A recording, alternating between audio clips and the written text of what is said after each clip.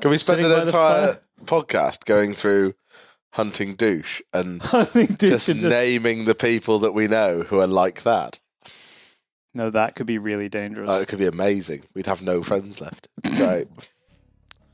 Other than each other and whoever runs hunting douche. I want to find out who runs hunting douche. I think it'd be really interesting. I think the amazing thing about it is, like, I don't know. We're going to start the podcast talking about hunting douche. I mean, I am recording, so we might as well. could start with I this. think it's fascinating. I think you can, like... Welcome to the Into the Wilderness podcast. I'm your host, Byron Pace. It is the 20th of January, 2022.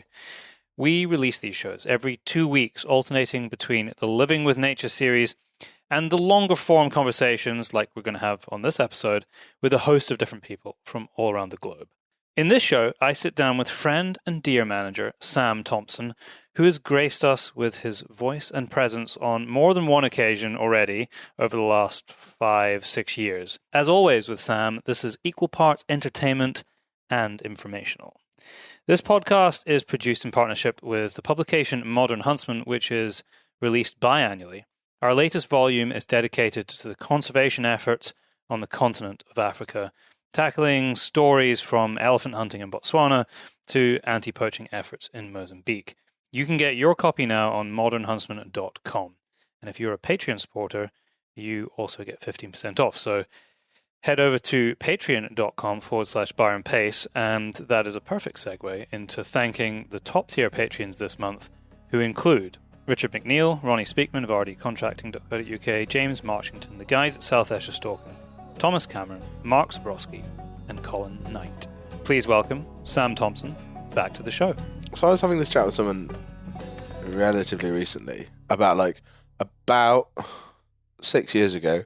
I was involved. I did some guiding on an event which was like quite product heavy, and there was all journalists and different people and bits and bobs there. And that was in 2015. So when's that? 7 years ago?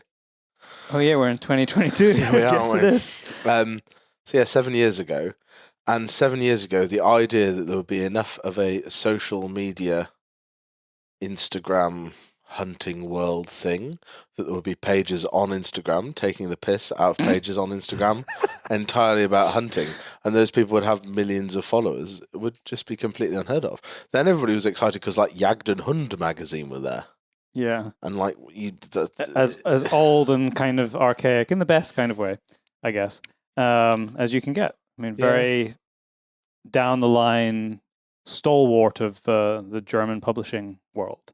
Well, yeah, and it's the same. I don't know. I think it's really interesting. I wonder if print, and this is probably a bad thing to say to a man who's involved in a magazine, isn't it? I wonder where the print journalism. I remember someone saying to me years ago that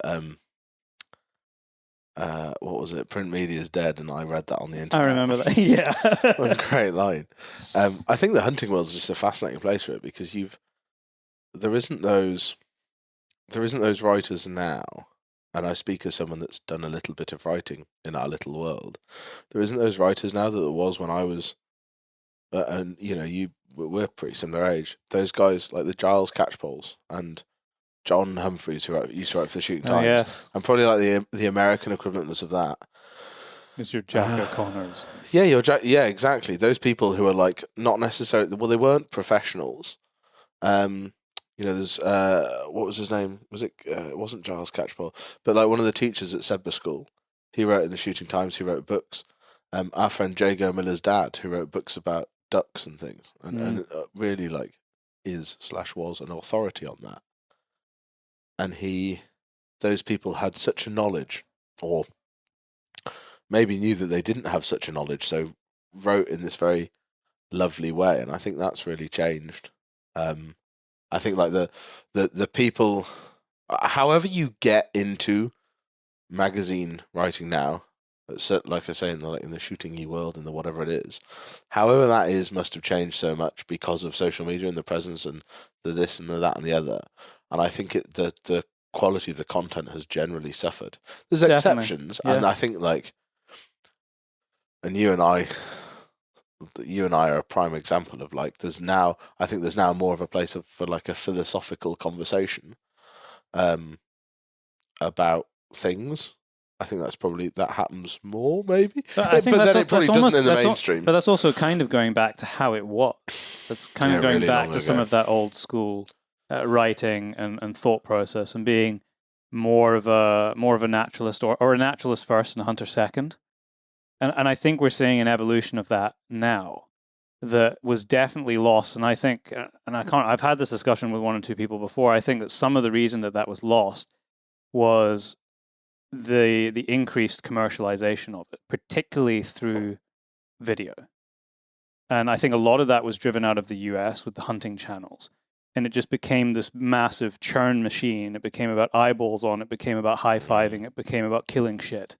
Yeah. And I think and as a youngster, if that's the world that you get funneled into, and you think, and you're trying to find these figures to look up to, and that's what you have to look up to rather than an Aldo Leopold. Or an Eric Begbie. Yes. To be more Lancashire about it.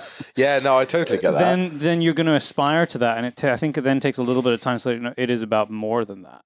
Yeah. It is an interesting one, but it's interesting. I know a few people, friends of mine, who are involved in the kind of media management and media event organization in the hunting space. So creating events for brands, essentially to create content for product because they have shit that they want to sell. Yeah. And I think a lot of them have realized in the last 5 years or so that some of the people that they've pulled into these events, because they've seen them on social, they have a presence there, and they're watching the videos that they make and the pictures that they take, and they pull these, in inverted commas, journalists, like new media journalists, to these events to then talk about these products. And the difference between what is shown to the world and the reality and the substance of the people and what they've done, sometimes you're pleasantly surprised, but more often than not, from the people I know who organize these things, there's a massive chasm of experience there, which those people who used to write in the sort of, back 50s, 60s, 70s, it was built on the foundation of knowledge rather than built on a foundation of how many people are watching my Instagram account. Very much so. I think there's two. It reminds me of a conversation I had with Tom Payne, the pigeon shooter. Oh, yes. I was speaking to his... a very long time ago. Lovely partner. Yeah. And I think, and I'm trying to remember the term, but I remember Tom telling me about being at an event and there was a guy there and everybody, there was a few people having a wee chat and a dram or whatever at this thing, and they would If it was Tom, it was probably his 10th dram. Yeah, probably. They were chatting at this, like you say, this kind of media event, whatever you want to call it. And someone said to Tom, "Oh, what do you do?" And he's like, "Oh, I'm Tom Payne." And he's Tom Payne, so he said, "That's all he needs to say." I love shooting pigeons, and we'll talk about it for many days. But he's like, "Oh, I'm Tom Payne, and I wrote for the Shooting Times. And I wrote a book about pigeon shooting. And what do you do?" And the guy replied, "I can't. I'd love that." It was the most painful term, which I've since used at length. I'd like to say with a great deal of sarcasm, but it was it wasn't influential. It was something wonderful. It was basically I'm a big deal on Instagram. I'd love to remember the term because it was so utterly, hilariously painful. That would have appeared on Hunting Douche. It would have been. But so the interesting thing, and the second point about this, exactly what you're saying, all those blonde women that are sponsored by Browning. Do you remember 5 years ago? If you were blonde, wore leggings, and occasionally shot things, you were sponsored by Browning. And it did a massive disservice to women in the hunting industry. Well, I think so. But also, And that comes from a lot of women who are friends of mine who were commenting on it exactly. It wasn't... I mean, we're talking about it now. Most people probably have forgotten about that. Yeah, but it was at the a time, genuine I remember phase. It being brought up. Yeah, and I think there was that period when I think I probably got on Instagram relatively late, but there was not the weight of people on it in our little world, so there wasn't the huge amount of people that you could now follow. So you pretty much I remember being oh well, they shoot stuff and I'll follow them. So you follow them for a bit, and then I just got incredibly, and I still do occasionally. You'll see somebody in the home page, the feed thing, and you're like, well, who are you? Why do I follow you? And you go onto their page, and all of the pictures on their Instagram are pictures of them. Yeah. In a different bit of wood or wearing a different jacket with a rifle, and I'm now just like, man, I'm not going to follow you. Unfollow. Yeah. Yeah, I've done that a few times. Like, recently, it's just, I don't know. There's nothing being added. And I think the interesting thing with you saying about, there's sort of the way there's now a philosophical chat about. He hasn't even had a beer yet. There's now a philosophical chat about this that probably wasn't acceptable 10 years, or not wasn't acceptable, wasn't happening 10 years ago. If you read some of the really old books, like I remember reading a book that was written a great deal of time ago about grouse shooting, and there was a whole chapter in this book about grouse shooting which focused very much on shooting them over pointers and setters in the very traditional way. Love it. There was a whole chapter in this book slagging off driven grouse shooting. Oh, seriously? Yep. That's and weird. What a terrible, like, it was a new invention. It was terrible. It was lazy. It wasn't the right way of doing it. You didn't get the most out of it. And it, like, just went to town on this. And there was a real, like, that was a real thing that, happened. And we've talked before, I don't know if we've ever talked on this, but, William Scrope, the stalking author, he, there's passages in his books and Augustus Grimble's books, those very early stalking books, about how it's really unsporting to have a guide. And how lazy you would be if someone did it for you, which I can't really comment on now. That's what keeps me in. That's what you do. Keeps me in a job. But that, and I think the interesting thing is that at that point in the sport, it was so young, and people were so. It was so important to them that it remained an honest and sort of morally just thing for them to be doing, perhaps, is the way to do it. I don't know. I wasn't there. It's hard to say, isn't it? But I think it's important, it was important to them, clearly, from what they've written and the length that they put into these passages, trying to dissuade people from joining into what they thought was damaging to that sport that they were passionate about. Don't shoot driven grouse because it won't last, and it's bad for the image, and it's very greedy. Don't do that. Use pointers, use setters. Like, ironically, they probably were right. Well, we're still having the same chat, aren't we? We've come full circle, and now we're saying the same stuff. But I wonder. I mean, if that had been, if driven grouse shooting had never existed, and it had just been a slight evolution or an increased amount of space taken up by driven grouse shooting with pointers, whether it would even be a debate today. Because grouse shooting is kind of the pinnacle in the UK of the shooting and society controversy. Yeah. Probably not. Possibly. It might not even be discussed. Don't know. But equally, maybe we wouldn't be shooting grouse at all because there wasn't the money to maintain grouse moors. Very true. Hard to say, Byron. God, we've gone right in at the deep end. I have to say that I've never shot driven grouse, but I have been on many a driven grouse day, either loading or taking photos or filming or whatever. So I've been fortunate enough to stand in the butts and see what a spectacle it is. If I had to pick, it would be shooting grouse over pointers. Yeah. I really, really enjoy that. There is something really beautiful and sociable about it too, especially if you're with a few people 100%. And one person goes ahead, you get into a covey, you either shoot a bird or you miss a bird, and then it's the next person's opportunity. Yeah. And the couple of people who you're shooting with are lagging back a bit, and you're having a social chat, and it's very relaxed. And assuming it's not pissing down with rain, which occasionally it is at that time of year, it's just a truly wonderful day. Yeah. Well, and I would completely agree with that. I love a day at pointers. And everything you said is entirely right. That's why it's so much fun, because it is so sociable, and everybody can enjoy everybody shooting and everybody misses, right. And that's really lovely.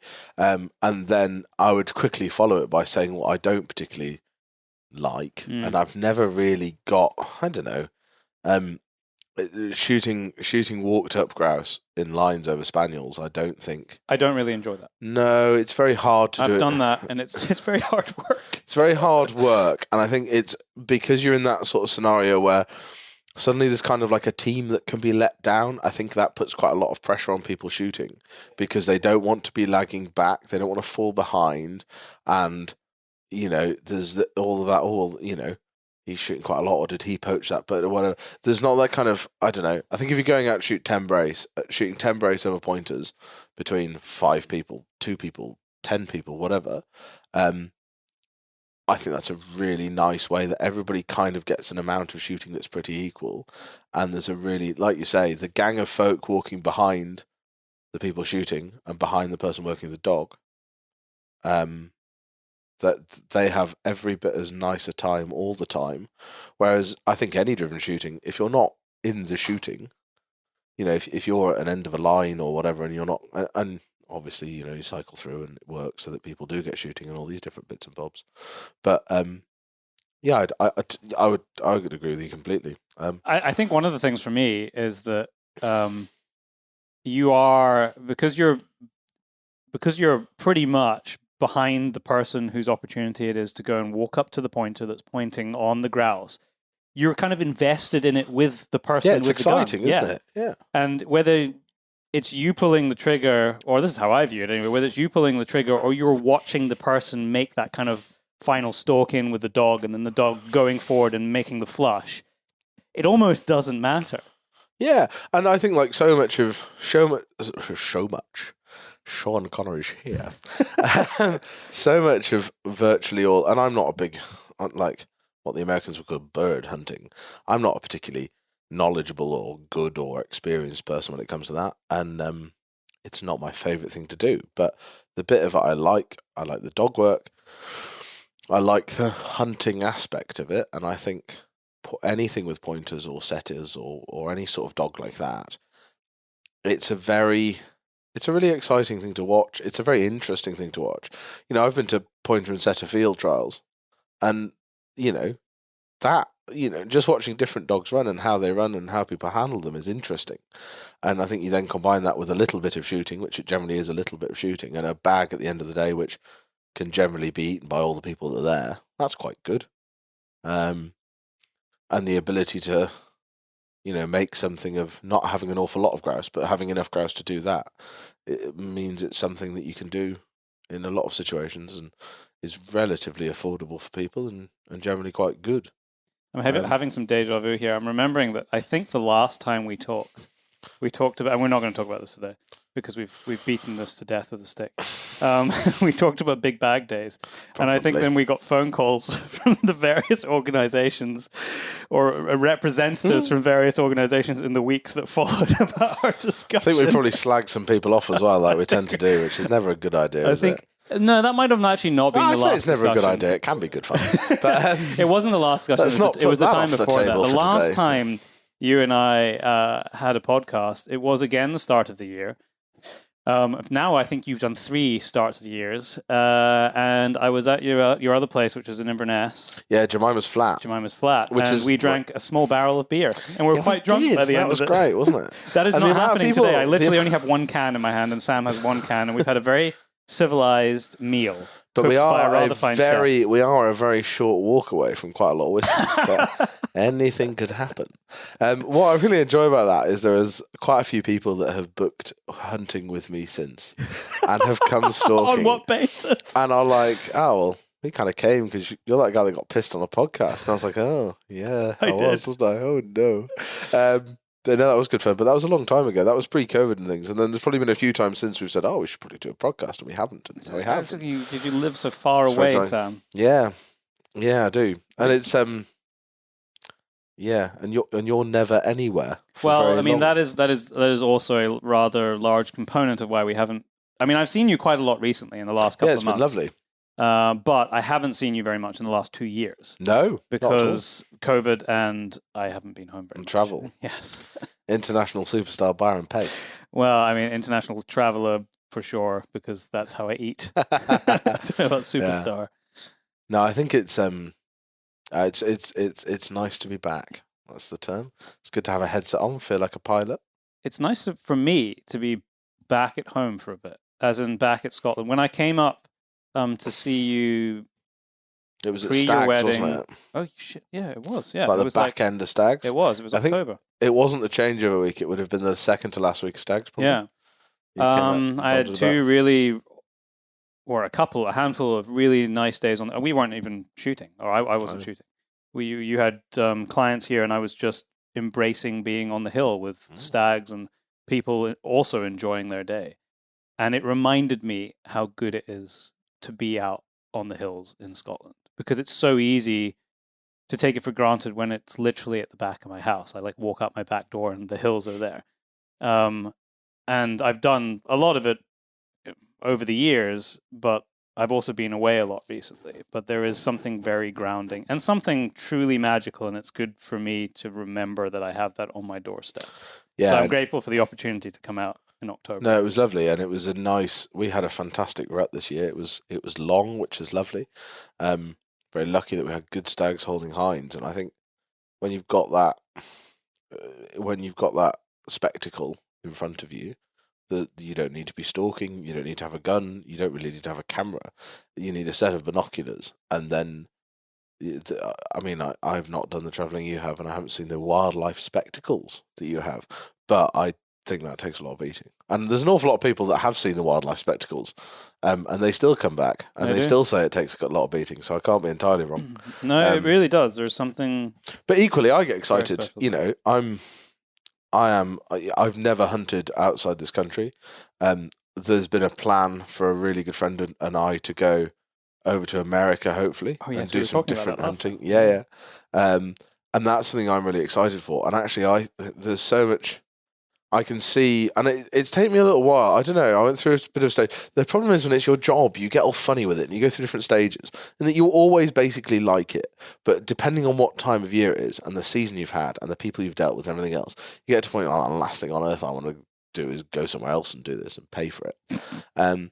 But I've been really excited. So since COVID, we've been sort of, me and my friend Richard have been kind of trying to plan this trip, and it's been quite awkward for a number of reasons, because he's a keeper as well, he's a grouse keeper. And so we're both basically off limits for the majority of hunting seasons in the Northern Hemisphere. And we're both quite British, and we don't really want to go anywhere hot. So like, you know, we can go to Africa and shoot whatever you can go and shoot in Africa, but that doesn't really appeal very much. So it's been really nice for us, and I should say for the listener that the plan is that we will go to Idaho, and we will go spring bear hunting on public land and it's important I say it's on public land, as we referred earlier to hunting douche. No other sort of hunting in America matters if you listen to Instagram. So it will be over-the-counter public land hunting for spring bears, which is great because it means we can go sort of in a nice quiet time for us industry-wise. The plan, I think, is we're going to go, it'll be sort of 2 weeks including travelling, so probably 10 days in the backcountry. Another key phrase to get in there, the backcountry. There is no front country, is there, in America? There is only the backcountry. But yeah, and then you're just going to pray for hump day. Yeah, whatever the fuck that is, yeah.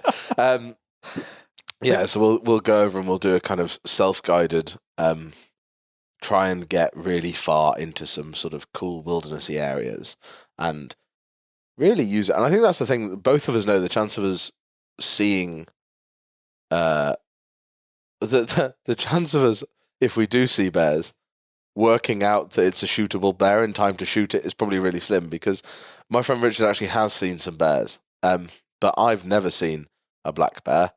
And I maybe have in a zoo as a child, I don't know, but certainly not with enough authority to tell whether that's a shootable bear according to their. So how are you going to work that out? So there's a lot of different. The honest answer is probably that I don't know. Yes, I've read quite a lot about it. I've watched quite a lot on good old YouTube, which is a phenomenal resource. And this is the flip side of this. We can sit and bitch and moan as we love to do about all of this social media and that. Yeah. But actually, the amazing thing is, like, from watching people do this on YouTube, you can gain a reasonable understanding, I would suggest, of how to do it. Like, it's a gateway that never existed before. And like zero level of competency. And I'm being slightly old-fashioned as I am. I went and bought, after quite a lot of YouTube research and some even more old school, VHS. A book. Yes, the paper film.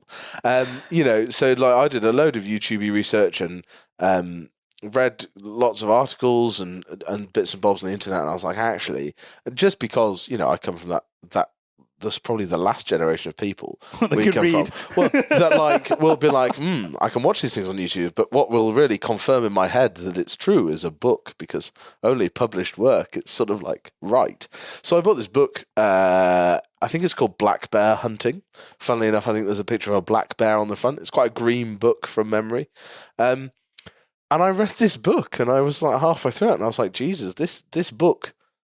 This book doesn't have the level of information that I got from YouTube, and this was a relatively highly recommended book about black bear hunting. There are very few books about black bear hunting specifically. That might be because I'm not in the world to know where to find them, but from, again, looking on the internet and trying to buy good books about. We might get a bunch of hunting. emails off the back of this podcast of people who are experts about black bears. I really hope so. And can get you on the Please phone. do. I would love that very much. What I have been amazed at is the generosity of people who I don't know, but I know someone that knows someone's cousin that including a man that has offered to lend us a handgun in case we meet a grizzly bear. That's quite exciting.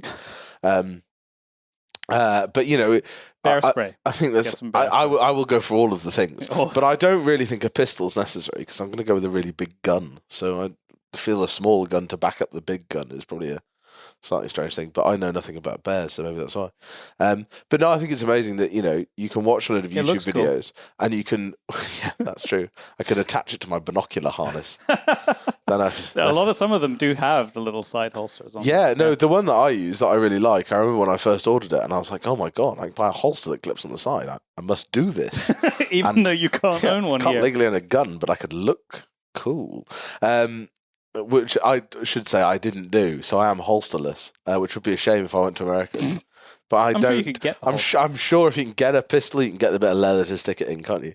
But I think it's amazing that YouTube, you know, has put me in a situation it would be much harder to do with, ironically, the other way around. If I was an American bear hunter that wanted to come stag stalking, it would probably be really hard to learn good information about stag stalking from YouTube. But, you know, I've never tried. Yeah, neither have I. But what I've seen hasn't been great in the most part, with a few exceptions. That's how I learned how to film make. On the YouTube. On the YouTube, yeah. There you go. There's a lot less people doing it when you learn to do it. Oh, back then. I mean, now it's full of people. It kind of makes me laugh a little bit, because a lot of while there's some insanely good resources and some very talented people putting YouTube videos out, helping people in their making of YouTube videos. Yeah, exactly. Well, helping people towards being better filmmakers. There is a large proportion of YouTube how-to filmmakers that never actually make any films. And there's a bit of me that's like, if you were actually any good, you would just go and make films rather than telling people how to make films. Yeah, but there is some crazy good resources on there as well, and like I wish some of them that I've seen now, like a lot of the stuff I know because I've had to learn it over years. Or I've worked with people who have the knowledge, so I've met the people in person, and that's where I've got the knowledge from. But yeah, that didn't exist to the same depth and breadth as 6-7 years ago. Yeah, it's mad, isn't it? The bear hunting things, yeah, it's really interesting because there's so many people turning out really good videos, and they're not necessarily instructional videos, but as you do with these things, having done a little tiny bit of it myself, you're trying to explain the decisions you've made in these situations. So these just general hunting films that are made, a lot of them have really sort of handy little nuggets of information, none of which I can recall now, about sizing a bear or sexing a bear or aging a bear on the hoof. A long way away. So yeah, it's going to be quite a fun. It's going to be quite a fun thing to do, because I think unguided hunting in areas you don't know is quite rare to the British person, even someone in the industry. It is unusual. So flying around the world to then go to a place that we don't know to look for an animal that we don't know is pretty much doomed to fail. Like if we shoot a bear, that, right? No, it's not at all. The reason for going. Yeah, exactly. Well, I mean, also it's just a cool. It's a way to explore that landscape. It's the only really way I know of exploring a landscape and getting the most out of it. Yep. Because I'm rubbish at going on holiday. If you get a bear, are you going to turn its pelt into a coat like Anthony Hopkins in Legends of the Fall? No, I'm going to turn it into a massive rug, and I'm going to pray that none of my dogs eat it. I think Haggis would love to sleep on Haggis, that. the sausage probably, dog, like, would tear little probably bits of fight it. the bear. I think that would be a good... Right now, Haggis the sausage dog would like some of the hair from the Oh, rug so don't that you bring can that put it up. back Let's not- on her body. Let's not keep that horrible thing that I did to that poor little dog, in perpetuity in Now, podcast history. I should explain I came back, and it was only a matter of weeks since I've been here, and half of his sausage dog, it's a little Teckle, had disappeared. I was like, what happened to Haggis? Well, I've clipped her, I think, once before. And I clipped her and then got told by someone whose fiance is a dog groomer that I shouldn't have done that and I should have stripped it like a border terrier, which I didn't know. So now I won't ever be able to strip that dog. I will only ever cut its hair. And I did quite a good... I think I did it back in September and did quite a good job of it. And crucially, at that point, had the little guard on the clippers that made it all even. And then the other day, it was snowy, and she was very, very hairy, and all balled up with snow like a sheep. And it was really annoying because it wet the whole floor. And I was like, I'm going to shave the dog again. Got the clippers, didn't have the thing anymore, but was like, I'm sure I'd lost that before I did its hair last time. Got 3 cuts into the dog, and I was like, oh, fucking hell. And it looks like it's got alopecia. That's the honest answer. I mean, if you went into the barber and the barber said, sorry, mate, I got no guards for my trimmer today, but don't worry, I'll be okay. Yeah. I mean, if I had no guards for my beard trimmer, it would be a disaster. Spoken like a true hipster. I had a beard before the word hipster was even invented. I'm sure you did. But you did turn out to my house early wearing double denim and a neckerchief. So I feel the ice is very thin. I did wear double denim today, which is a very rare occurrence for me. But my excuse is I was breaking in my jacket.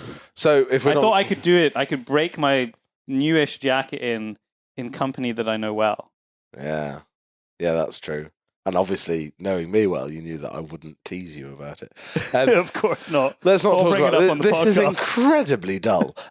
So just going back to my little thing about going and shooting a bear, or trying to shoot a bear and probably not shooting a bear, which is what's going to happen. With me and my absolutely no international travel / hunting, it makes me really want to go and do this because it's different.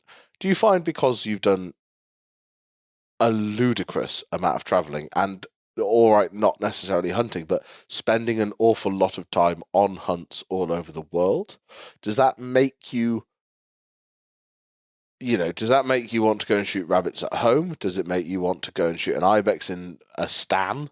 Does it make you want to go and shoot a bear or a leopard or an eland, whatever it is, an eland?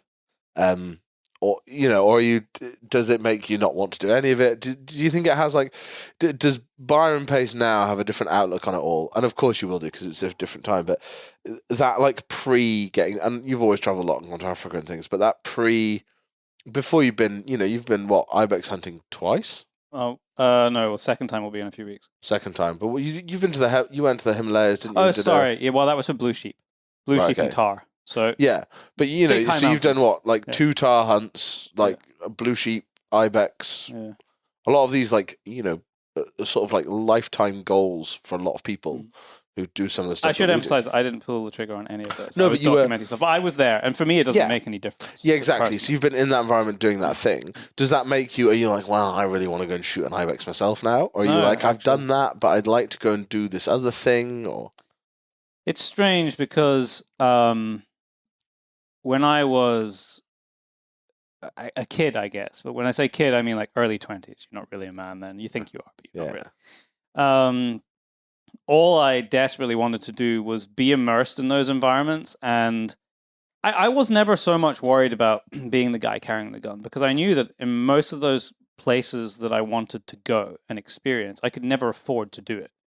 So my passport to those places became carrying a camera and my pen because I could write about it. At that time, not particularly well. Didn't take particularly good pictures either, but good enough that somebody somewhere would print something. And that was how I ended up in those places.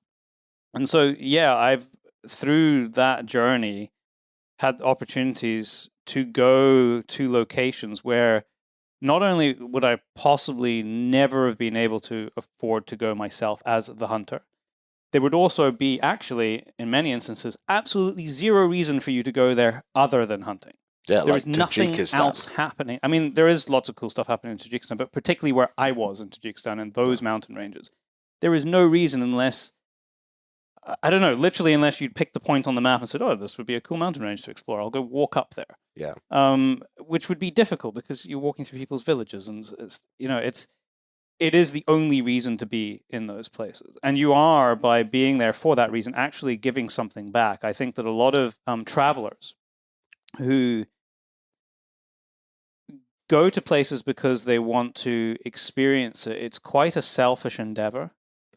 And I'll caveat that by saying that my reasons, particularly early on, was a selfish endeavor too. It's because I wanted it all. Like, I wanted to experience the things that I had read in books, and I felt like I wanted a piece of that, but I wanted to be a story that I could tell. And I think that if you are literally just a visitor in many of those places, you're not really putting anything back. You're kind of just taking. But on a lot of the trips that I've been on, which are very often hunting related, there is so much put back. Whether, and a lot of that is financially. Like the place that I was at in Tajikistan, they had taken from basically when the Russians pulled out of Afghanistan, because we were on the border of Afghanistan. Right. They had taken a population of 40 markhor to 800 markhor from the 90s to now.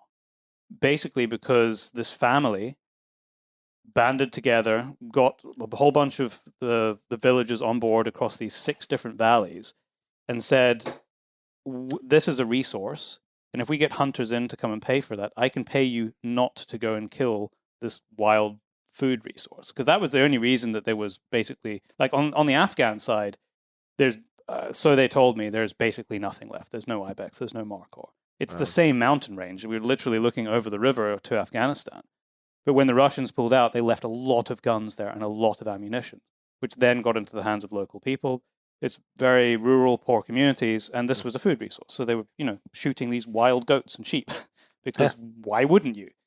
And so it's an amazing conservation story there, where the resource that you're putting back in as the visitor, as a visitor who is hunting, has 100% been the catalyst and the sole reason that they are able to protect those mountain ranges for the wildlife that lives in there. But to get back to your question, so I've seen that now, and I think that have been at a place in the last couple of years where my biggest driver for going to or wanting to go to a location like that is to tell that story. Yeah. I honestly couldn't care less about being the guy who goes there with the rifle and taking the shot. Yeah. Like, I know that I could take that shot, because I spend, or not in the last couple of years, but I have spent a lot of time behind a rifle. I reviewed guns for a decade. I've spent a lot of time hunting in the Highlands here and in different parts around the world. And I know what I'm capable of. And I know that physically I can do that because I've done it alongside the people who are hunting. And in fact, probably had to do more work because I was filming and taking photos and stuff. Yeah. So if it's the physical challenge that you're after, I do it plus. If it's the skill set in shooting, there is one aspect, like, how excited do you get? Like, can you keep calm enough to be able to take a shot on an animal, which can be a problem for some people. It's not a problem I've ever really suffered with, that kind of like buck fever. I can tell you the last time I felt it, and it was, I was backing up on a hippo hunt when I was like 20 in the Caprivi. And that's the last time that I had. And it's not to say that I don't get an excitement when I'm hunting and all the appreciation that comes with it, but that like tangible adrenaline rush tasted in your mouth that I think seems to be quite a common thing from some people that I speak to. And I have to say, particularly like some of my American friends, it's just not something that I can really relate to. It's relevant. Trigger pulling excitement is relevant to trigger pulling opportunity. I think that might be some of it. Whereas you're only, taking 1, maybe 2 animals a year, where we are here, and you're far more than I do, but I've had the opportunities to go and help people like friends of mine, like you, where you're shooting multiple animals in a day, but it's part of the management of the land. Yeah. And it's not that the taking of the life means less, but the more that you do it, the more that you're kind of in control of what your body does while you're doing it. Yeah, absolutely. So I don't, I definitely don't have, there is one desire that I have. If there is one thing, and I would love to do it this year, actually, and my friend of mine, Alex Olofsson, and I were talking about it last year, and actually just a couple of days ago on the phone, was I would really love to go and hunt an African Cape buffalo. And I want it to be over like 14 days. I want it to be somewhere like in deep Mozambique or Zambia. And I want to go and experience that whole process. Yeah. But going after an ibex or going back to Nepal, being up in the mountains and blue sheep. I mean, that's very few people ever get the opportunity to hunt that, and I've seen that done. I don't have a desire to go and do it myself, but I do have this incredible thirst to tell stories that haven't been told. Yeah. More so, if you ask me what my like driver in life was as a 19-year-old, I wanted to go and hunt places, or I wanted to go and fish places, or at least be around people who were doing it so that I could like glean a little bit of it. I care far less now about even the hunting aspect of it, or even the fishing aspect, or the various outdoor pursuits that I enjoy. I have a desire to tell stories about the natural world and the world that we live in, but it's much more about the human interaction and the human connection with nature.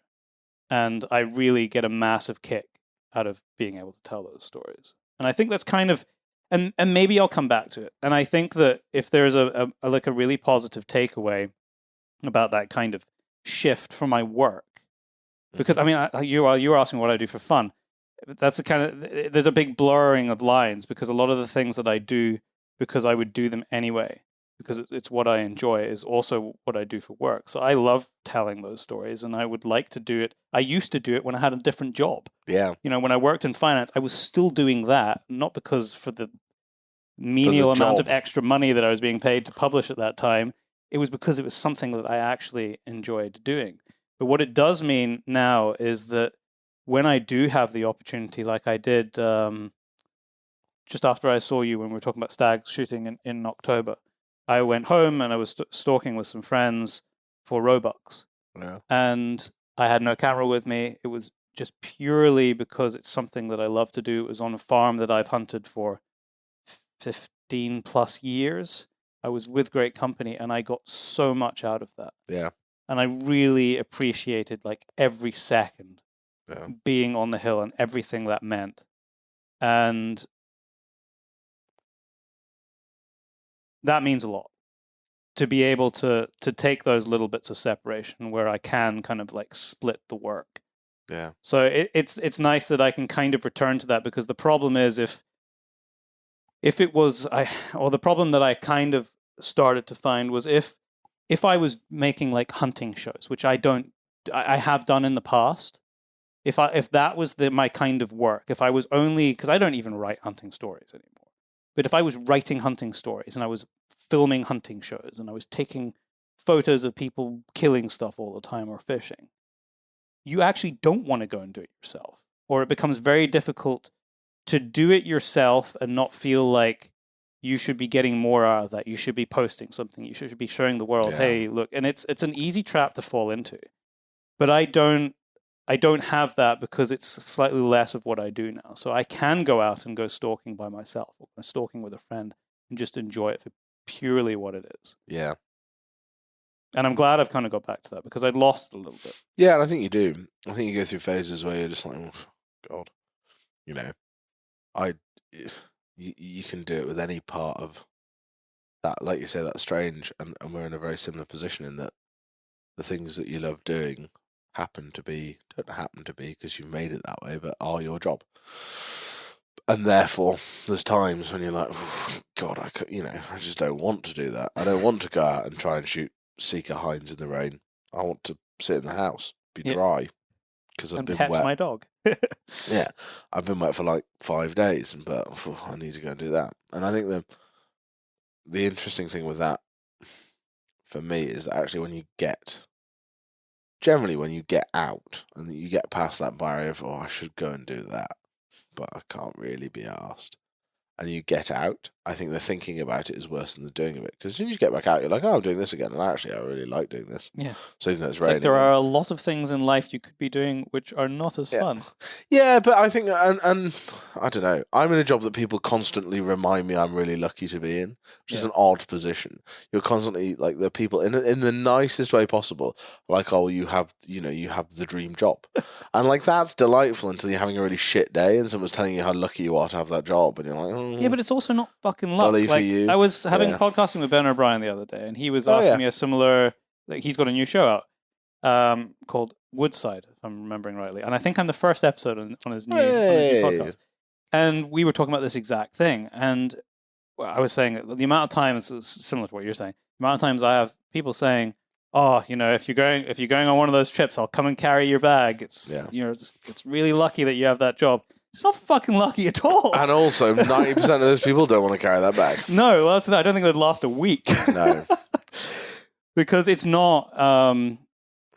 I feel very fortunate, but I don't feel. Oh, of course. I don't feel lucky because it is No. it is the avenue that I have walked down. The same as you're in the job that you're in now because of very deliberate choices that you've made throughout life.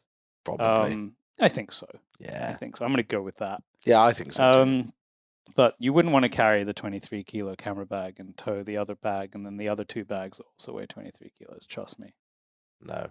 I should take somebody up on that one time and see how long they last. Yeah. But take someone up at it that looks like me rather than someone else that looks like you. I reckon that 23 kilo bag sounds pretty light. But yeah, no, it's a really weird thing. And I think it's that odd, we work in a non-industry that a small percentage of the people involved in think is an industry. I don't even know what I do. To most people, is a community. I don't really know what you do. At least you have a title. You have a title. Well, yeah, you kind of know what you do. anything, Did you say you don't know what I do? Yeah, I don't really know what you do. Like, I can tell people what, like, how do you describe Byron Pace? I don't. Well, we once sat time. down in a lounge and did a podcast. Is that a job? Yeah, kind of. Yeah, like my dad. So to fill you in, my dad is not a man who particularly engages within media that isn't the Telegraph. And he'd listened to a podcast that Byron, probably the first one that we did years and years ago, and he met Byron recently, and I was like, oh, Dad, this is Byron who I've done podcasts with. He went, oh yes, the man that sells coffee. What the fuck? But of course, like that, you did have your own coffee. Yeah. And my dad, in his very like black and white, straightforward mind of a 70-year-old man, was just like, well, he's a coffee salesman that happens to have his own very strange private radio show that I don't understand. I was like, yeah, that'll do. So coffee salesman, that's just how I'll describe it now. Yeah, Brian Pace who sells coffee. That makes more sense, and I don't even do that anymore. No, I haven't sold coffee for 5 years. It is odd though. I think you what is nice is that your little niche is lovely because it means you have a great flexibility to be objective about it, and by it being made or you making it so much of an international thing, I think it gives it a very interesting perspective because the podcast, even since we're talking like 6 years since we did the first one together, I guess. Maybe, yeah.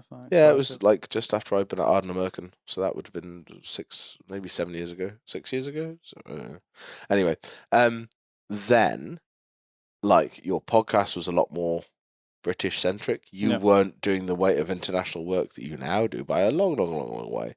And I think the interesting thing is that actually you must get to a point where you've probably interviewed everybody in Britain that you, or that's not fair. The majority of people that you want to interview and have a realistic chance of interviewing, you probably run out of folk. And Christ on a bike, you don't want to interview me more than the bare minimum because it's only once a year. That's dull. That's all the world can take, Sam. Yeah, and even then it's a push. But I think what's nice from your point of view, or from what I think about your point of view, is that like that international thing, that international way of looking at it. Like you say, like your Tajikistan Markhor story, that is very relevant to many, many situations around the world. Possibly not to the same extent, possibly to more of an extent in other places. But what I think is really lovely, like you say, is that all of our, whatever we are, community, industry, business, or whatever it is, it all comes down to people that are very passionate about a natural world. And that's what I found more and more fascinating the more I've grown while being a part of that community, is actually you find quite often that you're not nearly as far from other communities, in inverted commas, as you thought you were. And there's a huge amount of crossover between, the people that see themselves as being hunters in a hunting community and the people that really don't see themselves being close to that at all. But actually the interest is probably similar. Everybody just thinks they have the right way of doing it. Everybody thinks that they interact with that natural world in the right way. Whether that's because you're a hunter and you like hunting and you therefore think that's the right way of interacting with it, or whether you're a bird watcher and you think bird watching is the right way to interact with it. It's not. The key thing is the interacting with the nature. It doesn't really matter how you do it. Because if you're interacting, then you start to glean aspects of appreciation for its existence. Yeah. And also, which means that you'll actually do something to protect it. Well, you'd hope so. Well, you'd hope. I think it's quite questionable. I do find it remarkable that so many people, there are so many people who are passionate outdoors people and hunters and all these different things and bits and bobs, but they remain sort of like fundamentally opposed to, stopping climate change or adjusting things to try and help the natural world because they don't see that as being relevant. I find that really interesting. Do you see that? I'm not sure I'm particularly aware of it. I think so. I think it's I am aware of climate change. Let me clarify that. Particularly aware of these people you're talking about. But yeah, those people, I think it's possibly generational to a degree. But I think there's a lot of people that maybe don't see. Like, I see what I do. It is environmentalism. Like, I could easily describe myself as an environmentalist. What I'm passionate about, what I work in, what I see as being the important parts of my job are mainly environmentalism. That is, conservation is a part of environmentalism. Part of that has to be lobbying. Part of that has to be trying to create social change. And part of that also has to be, big ugly people like me with spades. But I think there's a lot of people that wouldn't agree with that who partake certainly in field sports in this country, who see environmentalists as more of a problem for what they're passionate about. I think that's what I'm trying to say. Whereas actually most people that are fired up about the environment are probably more similar in a lot of viewpoints than people who are fired up about hunting. I think that's if fair. that makes sense. Yeah, does that make sense? and I can see. These are all the reasons we should have discussed what we were talking about first. You see, there've been a lot of us going, but I think it's really interesting. And I think, like you say, that the change happens in all different ways. I was reading a thing earlier about, the RSPB at Abernethy, which is a nature reserve run by the Royal Society for the Protection of Birds.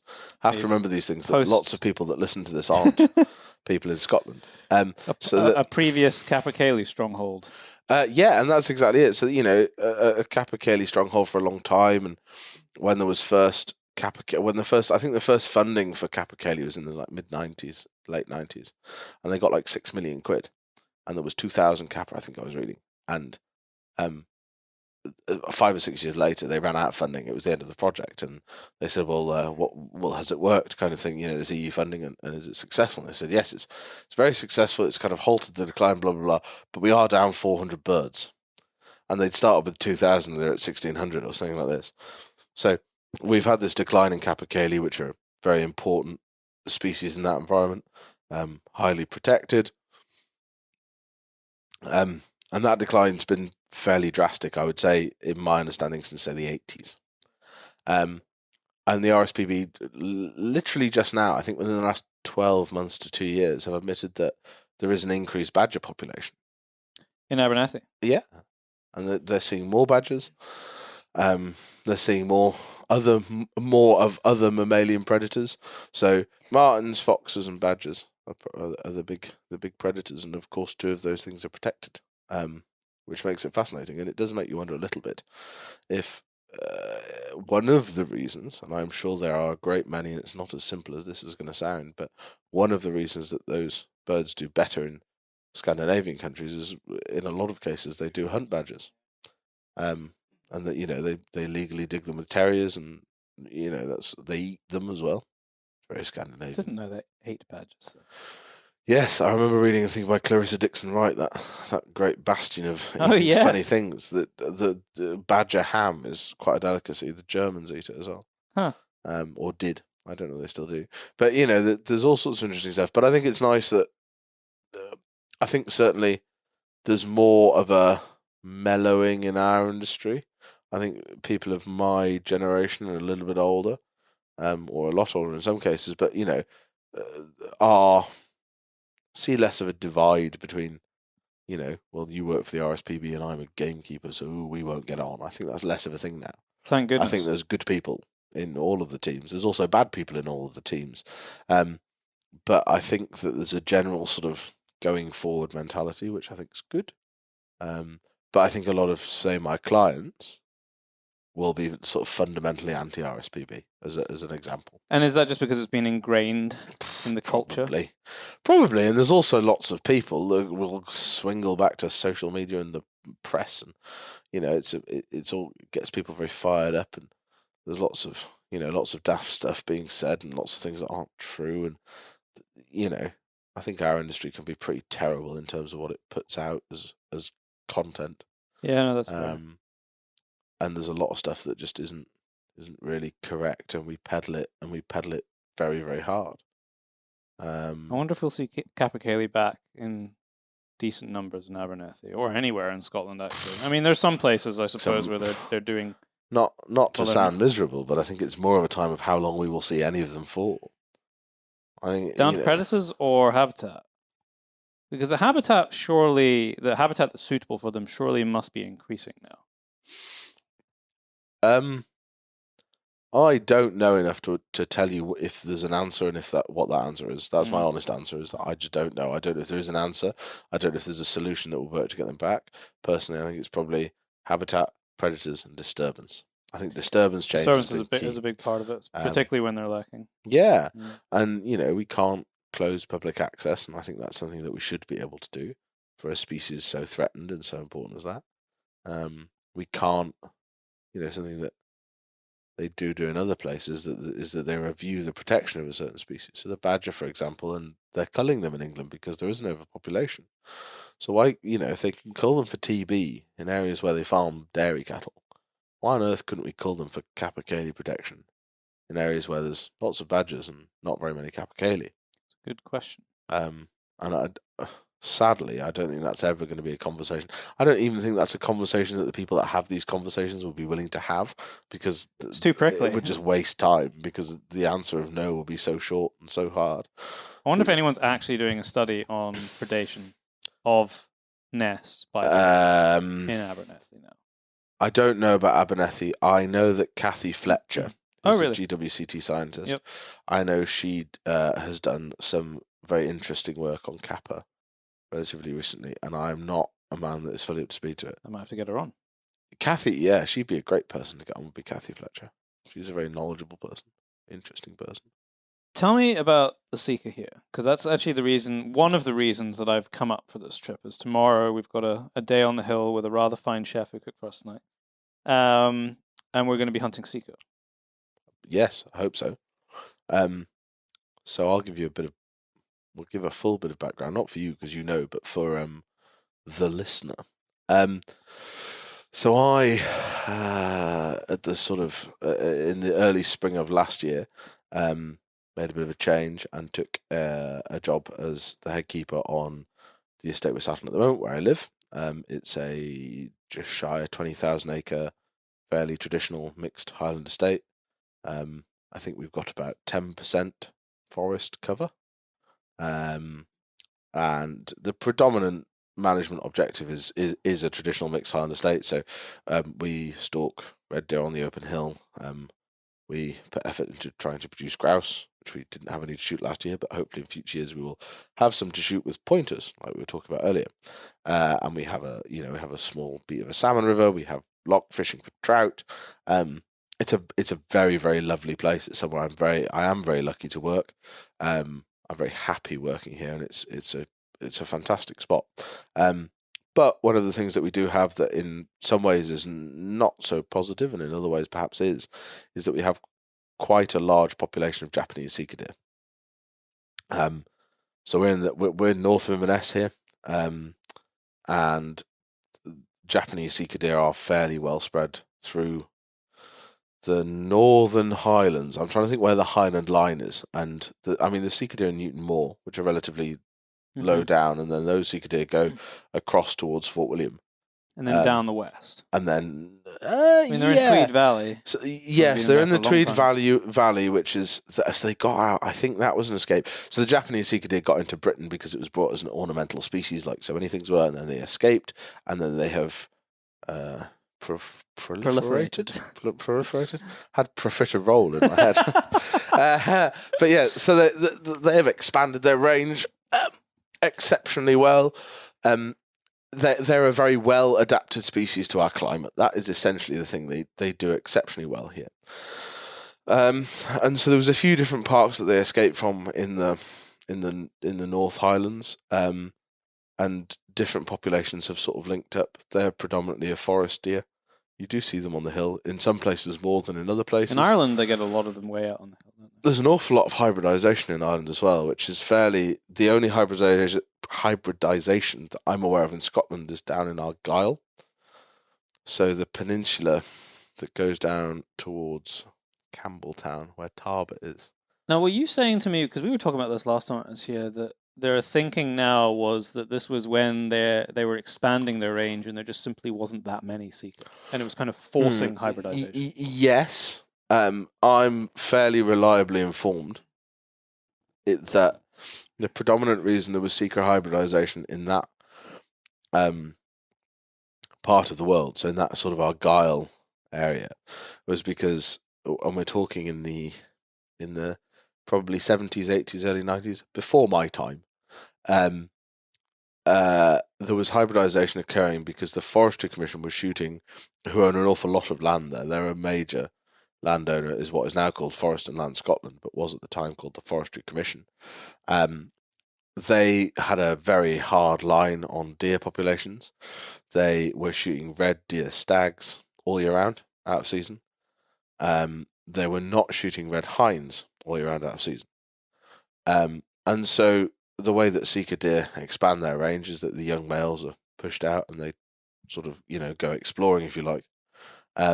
So there was these young male sika trundling about in deep, dark forestry blocks in Argyll, and they were finding groups of red hinds and no red stags. And so these hinds would stand for the sika. There was quite an extensive study done at the time to see the extent of it. There was a lot of worry about it. People were fairly concerned that it would dilute the gene pool of red deer in Scotland and introduce, a non-red deer gene. But that seems to be very limited. You see very little hybridization, or I've actually never seen it. A very little hybridization. I don't think I've ever seen a live hybrid sika red that I'm aware of. But it's not particularly expensive because generally they haven't expanded in those same circumstances. And so somewhere like here, where we have quite a large population of sika deer and a good healthy population of red deer, I think the chance of hybridization would be slim. I would never say it wouldn't happen. Because they stick to their species. Yeah. And you see red deer and sika deer mingling. Mm-hmm. You see, we've had sika stags way out on the hill with red stags. We've had sika hinds way out on the hill with red hinds. But I'm not aware of any hybridization that has happened here. But in Ireland, it's been quite extensive, and I don't know enough about it to tell you why that is. Probably because of how land ownership and hunting works over there, and declining red populations or whatever. But we do have quite a heavy sika population here in the woods. We've started doing so. When I came here, I was very aware we had just through the signs of the habitat, had quite a population of woodland deer, and I think quite a population of sika as well, and not to the extent that some places do, but a good amount. And so we've been quite hard on them. We implemented an in-season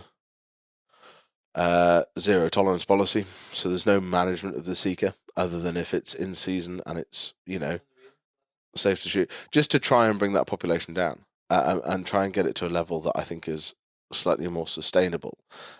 Because obviously I don't think as I've said, I don't think there's a competition with the red deer in terms of hybridization, but I think there is definitely a grazing competition. Of course, it is more mouths to feed. Yeah.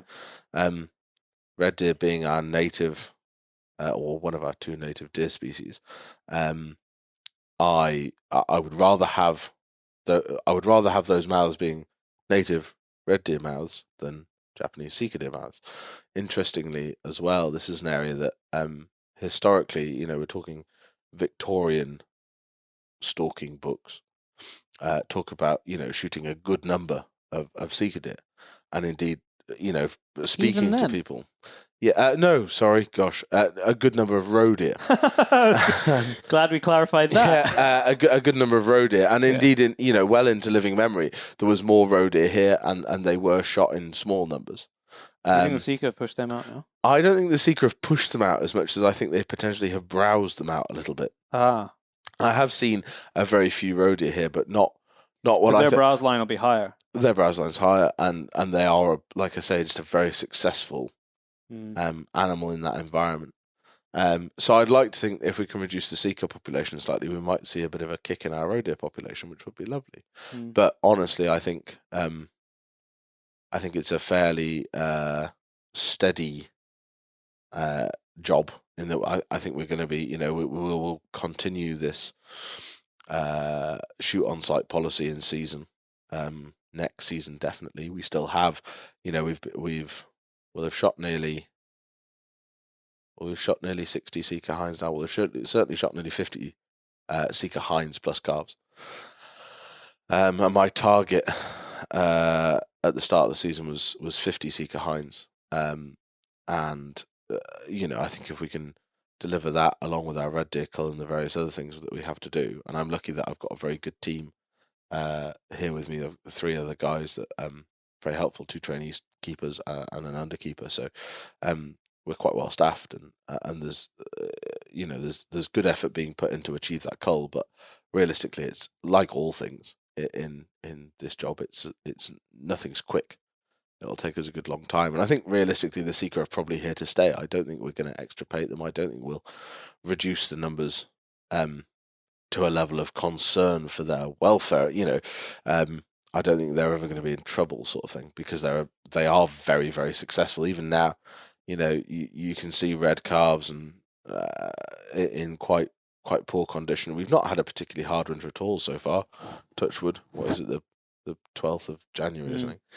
It's not been as hard as it previously has been by this time of year. But the sika calves and the sika hinds generally look in much better condition than the red calves and the red hinds. Is that mostly because they are more forest dwelling? Possibly, but we have red deer that are I suppose you do, don't you? That are pretty much exclusively forest dwelling. And I bring up sika, what a great piece of background, because they are particularly good eating. And what we are doing, one of the things we're doing tomorrow is actually hoping to get a sika or two to add to the sika that you've already shot, which are potentially, or they are, going to a restaurant in Edinburgh. Yep. How did that come about? I should preface that by saying that pretty much all of the venison that goes from places like where we're sitting now, this estate, goes either directly or via game dealers to the food chain in some manner. Yeah, absolutely. Whether that be restaurants here or on the continent. It's a large scale food chain. What we are experimenting with here, probably is the right term. We're lucky that the estate here has a game dealer's license. So we can sell skinned game, sort of initially processed game, as well as... So skin off? Yeah, skin off deer as well as deer in skin. So normally you would sell your deer in skin to a game dealer who would skin it, they would butcher it, they would process it into perhaps sausages, burgers, charcuterie, whatever, and then they would sell that to Sainsbury's or Morrison's or the farm shop around the corner or a butcher or whoever who would then sell it on to the public. Because we have that license here, we are able, with some of our carcasses, and we still use a game dealer. We have a really good local game dealer here who we use, and they probably take the majority of our deer still. But a few years ago, a lovely chap who probably is going to be heard from at some point. Yeah, hopefully we're going to record with him. Lloyd Morse, he's a chef. He came stalking with me as a guest a few years ago to kind of see what it was all about. Is that how it started? I didn't realize. Yeah, we kept in touch from that, and Lloyd always wanted to buy whole venison carcasses. I was never in a position before I was here to sell them to him, having never been on an estate with a game dealer's license or been given enough responsibility to make those sorts of decisions.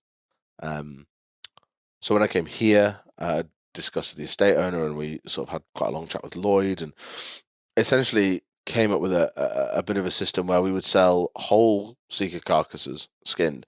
And sika, as you say, are kind of the connoisseur's choice of venison, I think. It's the venison eater's venison. Although I'm told muntjac is excellent, and I don't really know. We haven't got any of those. But the sika they are a very fatty deer, which gets chefs even excited. To the untrained eye, it is very obvious. Yeah, and I think to the untrained eye, people quite often would think it was lamb or something else. We can get a sika haunch here that's got 2 inches of fat on the outside of it. It's still, it's still venison. It doesn't marble through it, but you do have a much higher percentage of fat than most of the species. And again, that tastes good.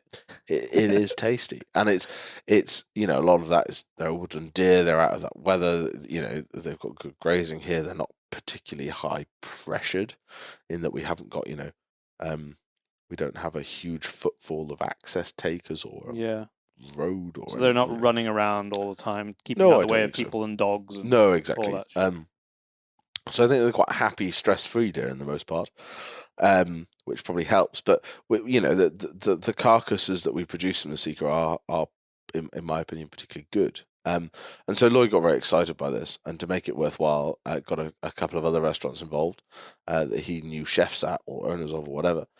And so we've been sort of experimenting with taking a small delivery, certainly by game dealer standards, of carcasses down to different restaurants in Edinburgh who buy them whole. They process them themselves as they like into joints, and they'll make sausages and burgers and different bits and bobs as they need to. But yeah, I mean, they could cook the whole thing on a spit. It doesn't matter. And what That's it means, so cool that. And I will speak to Lloyd a bit more about that tomorrow. But I mean, he can literally say, if he is asked in a restaurant, he can tell the people eating exactly where it came from, and the fact that he has walked these hills. Yeah, as tomorrow Lloyd will come out stalking with us, and he'll watch me. Hopefully, if things line up properly, potentially shoot a deer or two. He'll see that gralloching process. He'll see how we larder them.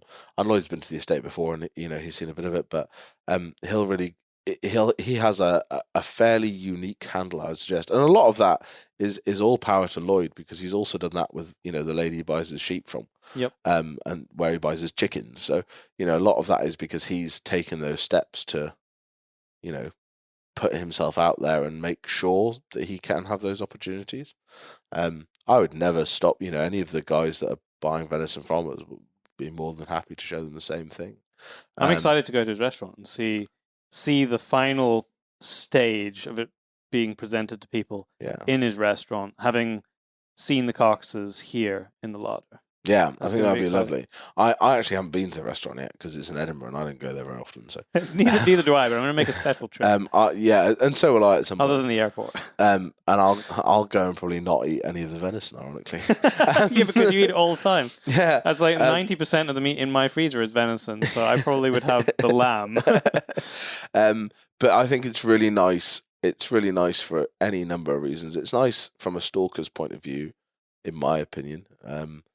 That there's somewhere you can really be proud of your carcasses going. That it's not just where do your carcasses go? Oh, they go to the game This dealer. big black hole somewhere. Yeah, exactly. Someone eats them somewhere. And then someone eats them somewhere. Yeah. And like, that's great. It's nice that here we'll be able to say, well, actually, you can eat them in these restaurants. Yeah, that's very cool. Which is cool.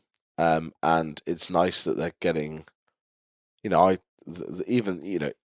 in inverted commas, the sika deer, who we are, shoot very hard. We're not managing for them. We're managing, and arguably you don't manage for any deer. You manage, I remember someone telling me once that, dairy farmers are really people that keep grass and happen to have cows on them. It's a bit like that. You're managing the landscape. You're managing an environment and an ecosystem that happens to profit certain species. Mm-hmm. So, the sika deer are not what we're managing for, but we still have a great deal of care. We're still very bothered about doing it right. We want them to harvest them humanely and as kindly as possible and as cleanly as possible, and we want to put the highest quality venison out from that. And I think it's really nice to know that the people in that next step, because it's direct, the estate here is invoicing the restaurant. There's no middleman. We've got a really nice, a small business down in Edinburgh called Route to Market, who specialise in delivering produce. And we, they come up in a refrigerated van. We fill it with carcasses. We have a crack with them. Lovely delivery driver then zooms off down to Edinburgh and drops them off at the restaurants, and they go and hang in, Lloyd and his compatriots' cold rooms. I think that's great. I think it's really nice that So, firstly, the estate is making more money, which is always good. Yep. It makes the venison side of the estate business much more attractive than it is selling, especially after COVID and the big price drop we had. Ironically, because restaurants closed. Yeah. And so game dealers were left without much of an outlet for their carcasses. It just shows you, though, that clearly it is driven by the eating out market rather than the eating in market. Absolutely. And that's something, that needs to be addressed in the longer term. Massively so. And there's been those chats for quite a while with the Scottish Venison Partnership. Yeah, there's the Scottish Venison Partnership, and there is the Scottish Quality Wild Venison, Scottish Wild Quality, the SQWA. Anyway, the Scottish Quality Wild Venison Association, and they've been discussing and trying to work out the best routes to market and the best marketing and the best ways of getting that into people's homes. I think the problem with venison is that it's daunting for people to cook. People are worried about cooking it properly. As a sausage or a burger, I mean, or mince, those are three different cuts, if you will, that anybody can deal with. Yeah, absolutely. And I think, but I think the really interesting thing. So there's a great company. I think it's a great company. They look like a great company called the Ethical Butcher. Have you come across the Ethical Butcher? Yep. So the Ethical Butcher is a regenerative agriculture focused business that sells what they consider to be ethically sourced meat online. And I'm saying they consider, not in the condescending way that sounds, but just in it's somebody else's business and I'm not involved in it. Yeah. So from what I've seen, it's very ethical. It's very good. Focuses on regenerative agriculture. They sell venison. But they sell park venison. Okay. Because their angle is they are controlling what it's fed and that kind of thing, so that it's not been fed anything bad for it or the environment. I think that's the logic, and that's almost like the way their marketing is about that. I actually read up on them after listening to an interview with the guy on a podcast about regenerative agriculture, which is just something I find interesting. And I read his venison spiel, and I was kind of like, oh, that really that's kind of a bit mean to my venison. That's very much like, this is the best venison because it's in a park and it's controlled and it's proper and everything's it's a very healthy, and that's exactly what people are looking for when they're buying beef. They want someone that's controlling that in the name of the environment and this, that, and the other. And I'm kind of like, well, but this is this cool thing that we don't need to farm. This is naturally here, guys. Mm-hmm. All right, the Japanese sika is supposed to be naturally in Japan, but we're definitely not putting drugs in them to make sure that they're growing quicker or anything like that. This or is having to feed them. Yeah, they have this. Yeah, they have this mountain yes, that goes exactly. from here all the way north until you hit the sea. Yeah. They do very well on it, and I think the sika. We have had restaurants in Edinburgh buying reds. However, I think once those guys were seeing the fat content on the they're sika, like, we want more of this. It was like very much like, yeah, you can keep your red deer stand, that's fine. And I was like, okay, that's all right. So red deer to the game dealer, and yeah, pretty much. Although to be fair, I don't know. I think you can get a very good red hind, and you can get a very good red stag in the early season. Yeah. Which also has a great fat content, and also is very tasty, and not that testosterone gamey meat that people talk about. Yeah, I don't know. I think the pickiness is sometimes. I feel like even Lloyd, like I reckon if I picked the right red deer and picked the average sika deer, Lloyd would struggle to tell them apart in a blind taste test. That's possibly a very, very bold claim that I would regret. That's something we might need to do at some point. I think a lot of like the way things are, the time of year things are killed, and if you a woodland red deer and a woodland sika are far more applicable than if we went and shot a sika hind in the wood tomorrow morning, we go and shoot a sika hind in the wood, and then we go way out the hill and we shoot a sika hind way out the hill that's like been sat in the wind for the last month. Like, who's going to have less fat on her? Yeah, the deer that's hidden behind a tree or the deer that's hidden behind its calf? Exactly. So I don't know. I think red deer maybe get a bit of a hard rap because people get very wary about stags in the rut, and I understand that. But the great thing is we're shooting a load of sika deer, and there's a market for at least some of them, and that's fantastic. And it's a small market, we're not, and it's very much about, from our point of view, I think it's about making a little bit of money. It's about not losing money on venison. Actually, I think it's crazy that's a situation. If we broke even, then I'd be chuffed. And I'm not the accountant. I'm not entirely sure whether we're breaking even, but I can tell you that we're closer than we are selling stuff to the game dealer. Yeah, of course. And the cost of running, we have almost definitely talked about this before on the podcast in a different angle, in terms of people buying stalking days and the cost of that. The cost of venison doesn't get close to covering the cost of harvesting it in most cases. Mm-hmm. So if we can get a bit closer to covering those costs, if we can get closer to a sustainable food chain where I know that the miles being put on that carcass are from here to Edinburgh, and then it's getting eaten and enjoyed, and someone like Lloyd or any of the chefs that we're dealing with, they're great guys and they're excited about making their own stock from the bones, that they are buying a whole carcass and they are using a whole carcass. Lloyd gets really excited about like slow roasting neck. And that's slow roasted awesome many because so much venison that you see on menus in restaurants and pubs and things like that is like fillet of venison. Yeah, of course. It's haunch of venison. It's what people understand. Like a great deal of meat. It's what people understand. It's what's seen as those prime cuts, and therefore it makes it exclusive. So again, people at home don't cook it because like, oh, well, I had this delicious fillet of venison. It was perfectly rare, and it must be a nightmare to make such lovely fancy venison. Whereas actually, if you went to Lloyd's and it's like sika deer neck pie, which is almost definitely how he doesn't write it on the menu, because I doubt that would sell very many. I'll ask him tomorrow. But if he, if you go into his restaurant and you have a really, really delicious meal, and that meal is mince on toast, which he was telling me is something he loves to cook. I love a good mince on toast. Like I say, a neck in a stew or a pie. I also like. It's great that all that is being used, which I think it's probably all used from a game dealer, but it's not going to be used in the same way. You won't know it from the neck. It'll be minced something. It'll be in that burger. Yeah, or it's not going to be. It's not going to be celebrated for what it is, and I think that's a very like high and mighty thing to say about some meat in a lot of ways. But then we should be high and mighty, like especially someone that produces it. You should be high and mighty about what you produce, and you should be proud of it. So it makes me really happy that what we're producing here is, it's not getting flown to Spain to get eaten by someone as, as a chorizo or wherever they use that as, because I know that, the continent's always been a massive market for Scottish venison. It's not being used for that. It's not being, blended down into Baxter's game broth with Christ knows what else. It's very simply a carcass that's going to get used in its entirety in one little place.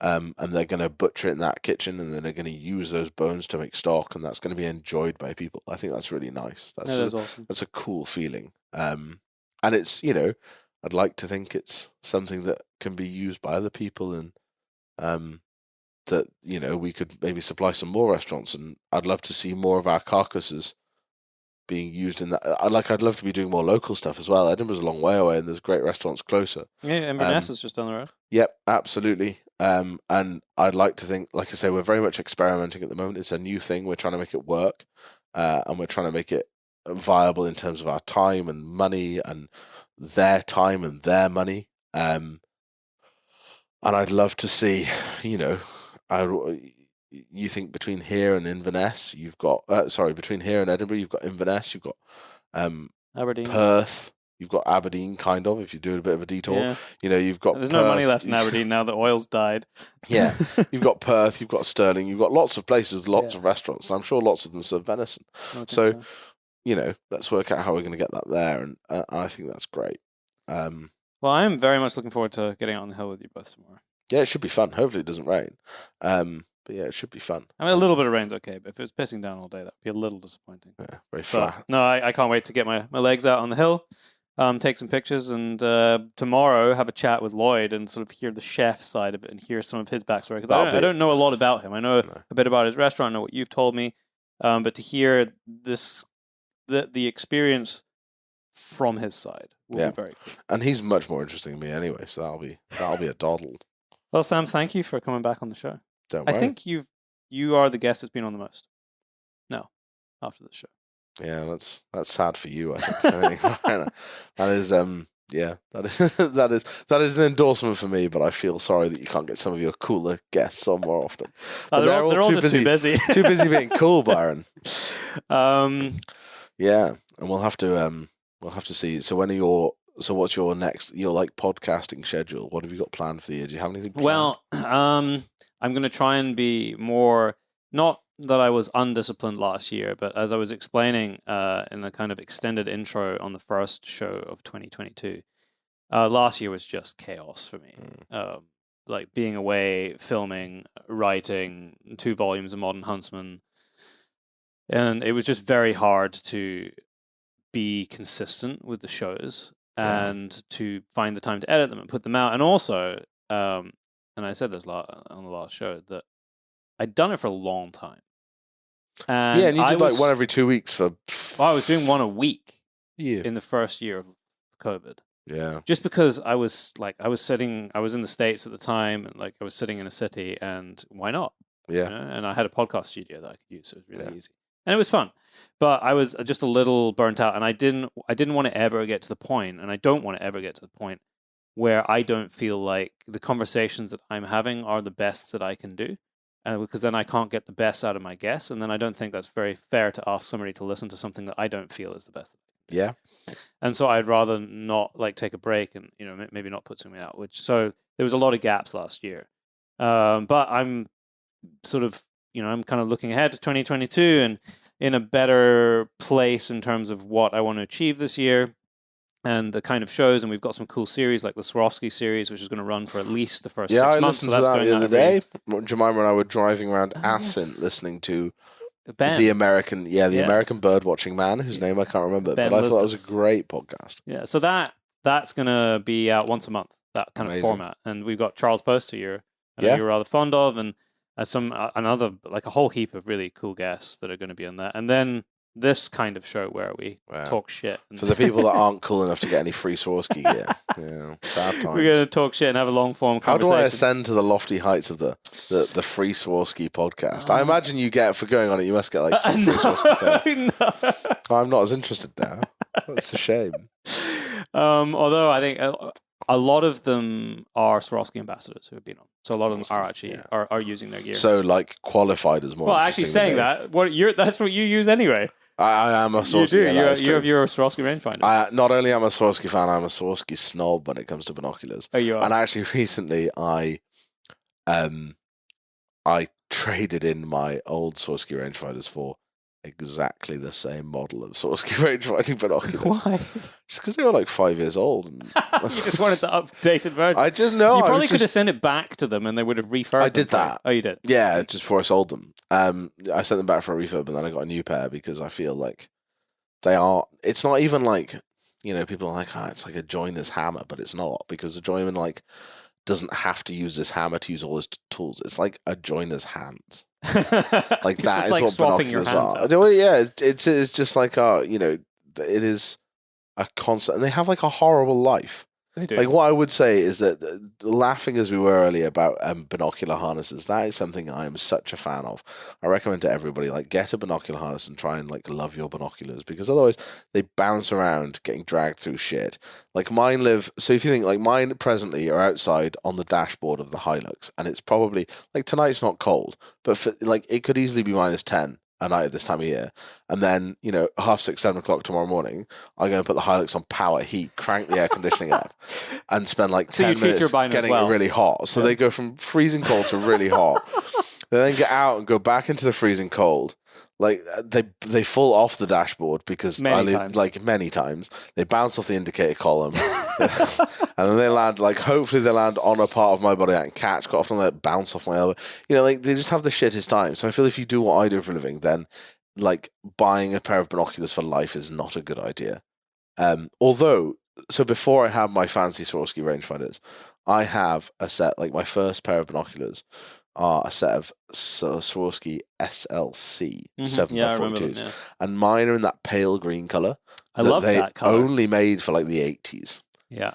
My friend still has a pair of 8x30 in that same color, which I have wanted to buy off him for years because they're a beautiful little binocular. And I genuinely, if I didn't need a rangefinder, I would never have gone away from those SLCs. They are more comfortable to hold than you see, this is why I'm never going to get sponsored. they're more comfortable to hold than anything else. And you never, like, I find the rangefinders, and this is not a big problem because it's focusing them, but I focus them a lot. Like in the course of a day, I will look at things and focus the binoculars. Those old SLCs, I pick up and look at stuff, and I don't need to focus them. I don't know why that is. I don't know if it's because I've got weird eyes. I've no idea. But that pair of binoculars, which are now 30 odd years old and got reserviced and like re-nitrogen filled because they're a bit foggy and a bit knackered, they're still going. And those I won't smell. Like I'll swap my rangefinders, but I will not get rid of those because they're a great binocular. It's an 830 that I have now.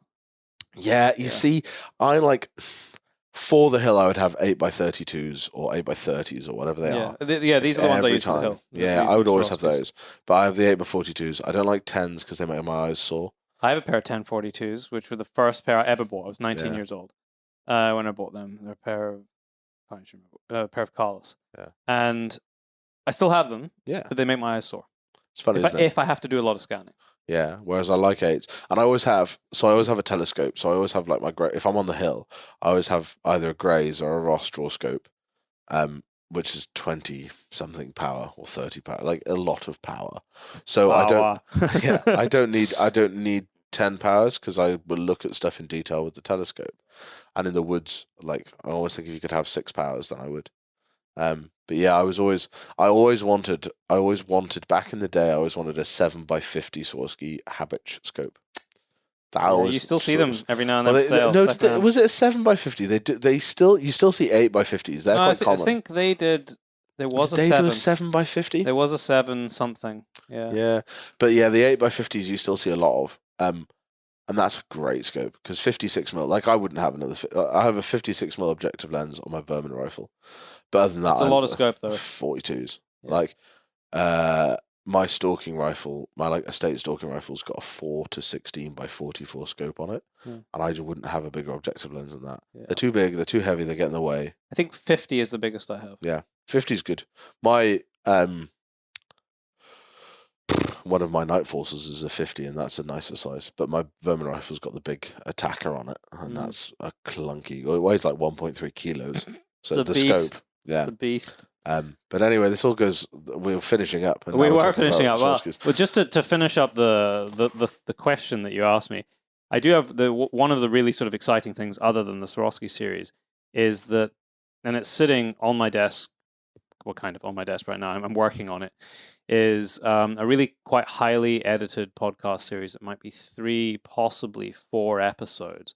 They were all recorded in Mozambique at Cotado 11 during the cheetah relocation. And I interviewed 7 or 8 different people, from biologists to Dan Cabela, who's amazing chairman of the Cabela Family Foundation. So Cabela, the big, it's since been sold from that family, but most people will know the name, particularly in the US. And they're amazing camouflage from the 80s. Yeah, so when they made some incredible products, back in the day, particularly. So there's this incredible spectrum of people that I'm interviewing, but I also have a lot of field recordings while things were happening, because 1, I recorded audio almost the whole time, but 2, I was also filming some behind the scenes stuff, so I've pulled the audio from that. So it's not just going to be, oh, here you're listening to Willem, the biologist. It's going to be an integrated podcast where you hear from multiple people, and you hear what it was like for me to go out at 1 or 2 in the morning or whenever it was, and go and dart a leopard out of the tree in the dark, having been bayed with dogs. And you're going to be in that environment. You're going to hear the dogs baying. You're going to hear the commotion of everybody, and hopefully feel like you're seeing it, but through audio. That's my ambition for this. So it's a lot of work to put a show together like that. Yeah. So there's probably going to be maybe 3 episodes, but I'm working on it right now, and it's kind of exciting to be reliving some of that.